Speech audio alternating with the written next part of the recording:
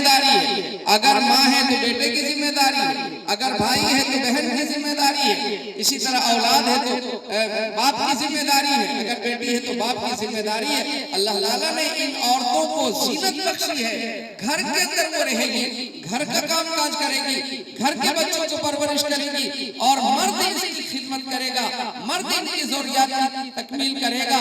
لیکن یہ یوروپ کے اندر عورت ہی باہر جاتی ہے کام کاج کرنے کے لیے، پھر گھر میں آ کر بچوں کو دودھ بھی اسی کو پلانا پڑتا ہے، روٹی بھی اسی کو پکانا پڑتا ہے۔ بتائیے وہ آزادی ہے کہ یہ آزادی؟ اسلام نے عورتوں کو آزاد کیا، یوروپ کے اندر عورتوں کو باہر کا بھی کام کروایا اور گھر کا بھی کام کروایا، یعنی غلامی کی زندگی اس کی گزر رہی ہے۔ اسلام نے عورتوں کو اتنا بڑا مقام دیا، اس سے پہلے لڑکیوں کو زندہ درگور کیا جاتا تھا، اس سے پہلے بیواؤں کو جلایا جاتا تھا۔ اللہ نے کہا وَإِذَا الْمَوْءُودَةُ سُئِلَتْ بِأَيِّ ذَنبٍ قُتِلَتْ، بتاؤ کس جرم کے بدلے تمہیں قتل کیا گیا تھا، قیامت کے دن اسے سوال کیا جائے گا۔ اس لیے میرے دوستو، ہم لڑکیوں کو مغیوب نہ سمجھے، اور لڑکوں میں فرحت ہو، خوشی ہو، اظہار ہم کرتے ہیں، لڑکیوں میں چہرہ لٹک جاتا ہے۔ لڑکیاں رحمت بن کے آتی ہیں، اور لڑکیاں اگر نعمت ہے تو لڑکیاں رحمت ہے۔ اللہ تعالیٰ سے بہت بڑی نعمت ہے، ہماری دونوں اولادیں دونوں اولاد ہوتی ہے، اس لیے لڑکا ہو یا لڑکی خوشی کا ہمارے پاس یکساں اظہار ہونی چاہیے۔ اور اسی طریقے سے جہاں تک ہو سکے نکاح کے اندر سادگی، حیا اور پاکیزگی کو ہم داخل کریں، تاکہ دنیا میں بھی ہر طرح سے آفات سے، بلیات سے، مسائل سے اللہ تعالیٰ حفاظت فرمائے گا، اور مرنے کے بعد ہمیشہ ہمیش کی جو اللہ کی طرف سے جنت کے وعدے ہیں، قد آدم، حسن یوسف، جوانی عیسیٰ، اخلاق محمدی، زندگی میں موت نہیں، جوانی میں بڑھاپا نہیں، صحت میں بیماری نہیں، عزت میں ذلت نہیں، یہ ساری چیزوں کا دوام حاصل ہے جب ہم کر کے جائیں گے تب۔ اس لیے ہم اپنی جو ہے اپنے نکاح کو سنت کے مطابق کرنے کی کوشش کریں، ایک عبادت سمجھ کے کوشش کریں۔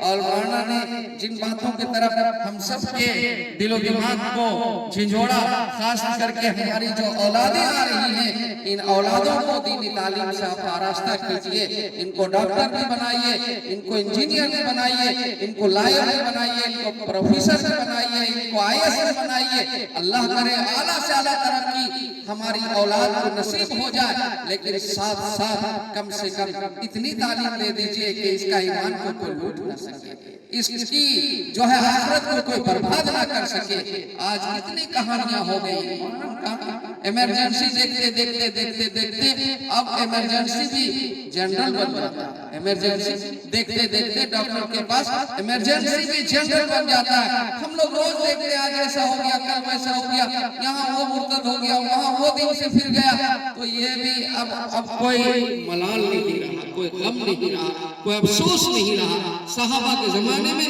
رکعت چھوٹ جاتی تھی تو تل ملا جاتے تھے، 7 دن تک شوق مناتے تھے، اگر جماعت چھوٹ جاتی تھی مہینوں دن غم مناتے تھے۔ آج ہم لوگ اسلام سے دور ہیں، اسلام تو چھوڑیے ایمان سے بھی دور ہو رہے ہیں۔ میں کئی جگہ بول چکا ہوں، آپ کو بھی بول دیتا ہوں اور میں رخصت ہو جاتا ہوں۔ ابھی ہریر پور کے اندر چند لڑکوں نے اللہ کا انکار کیا، ہریر پور کی بات کرتے ہیں، لڑکے نے کہا کہ اللہ نہیں ہے، ہم لوگ نہیں مانتے۔ پھر ہم لوگ گئے، اس کو بیٹھائے، اور بیٹھانے کے بعد اس کی توبہ کروائی، لیکن مین جو اس کا باس ہے وہ کہا کہ وہ نہیں ملے گا آپ سے، وہ نہیں ملے گا، اور اس کا نام بھی نہیں بتایا کون ہے، صرف اتنا بتایا کہ وہ اتنا سخت ہو چکا ہے، اتنا سخت ہو چکا ہے کہ کتنوں بڑا علماء کو آپ منگا لیجئے، کسی عالم کی بات نہیں مانے گا، اور تلوار اور بندوق کے نوک پر کھڑا کر دیجئے، لیکن وہ اس کو قبول نہیں کرے گا۔ بتائیے کتنی سخت بات ہے، اس طریقے سے ہو رہا ہے۔ کودواڑی کے اندر نواڑی مانا، ابھی سرستی پوجا میں نوجوان مسلمان لڑکوں میں سرستی پوجا کے لیے مورتی منگا کر کے پوجا پاٹ کیا۔ مسلمان لڑکوں نے کہاں ہیں آپ، کہاں ہیں آپ، کیا ہو رہا ہے؟ یہ کسی ہم بدیش کی بات نہیں بتا رہے ہیں، آپ کے علاقے کی بات بتا رہے ہیں۔ کیسے کیسے حالات ہیں. ایک جگہ میرا جانا ہوا اور لڑکوں سے بحث ہو گئی. ان لوگوں نے کہا یہ مرچو پندریا ایک جگہ ہے, کہا آپ کیسے ہیں, آپ لوگ گستاخ رسول ہیں. ہم نے کہا اچھا جس نبی کی آپ محبت کی بات کرتے ہیں اس نبی کا نام بتاؤ. کہا کہ آپ ہی کو پتا, ہم لوگ کو نہیں معلوم. خواجہ معین چشتی اجمیری.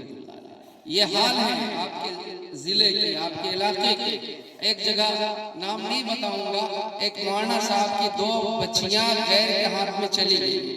2 بچیاں, اور تیسری بچی نے کہا لائن لگائی ہوئی ہے, ہم سے کہا کچھ دعا تعویذ وغیرہ اگر ہے تو کچھ کر دیجئے, ورنہ یہ 2-3 بچیاں میری غیروں کے ہاتھ میں جا رہی ہیں.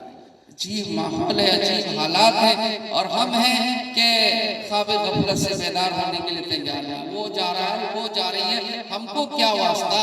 لیکن کہا رہا کندوری نے, لگے گی آگ تو آئیں گے کئی گھر زد میں, لگے گی آگ تو آئیں گے گھر کئی زد میں.